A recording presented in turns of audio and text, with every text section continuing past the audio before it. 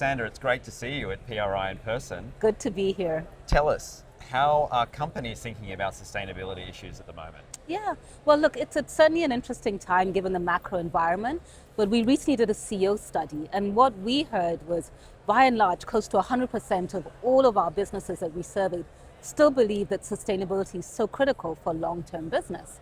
What we also did hear is about 88% of CEOs felt like the business case for sustainability was only getting stronger. They're very high numbers. They are high numbers, but there is one challenging area, and CEOs felt that it is a little bit more challenging or difficult to talk about sustainability and to advocate in the way that we did.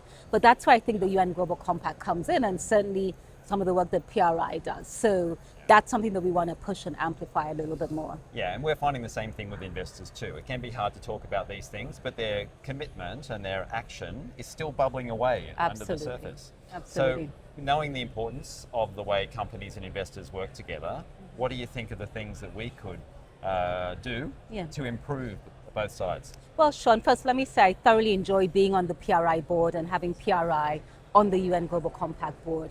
I think one of the things that PRI does, which is most important for our joint work, is that you've helped us continue a conversation around, first of all, what long-term value creation looks like, how risk is understood, and how capital should be allocated.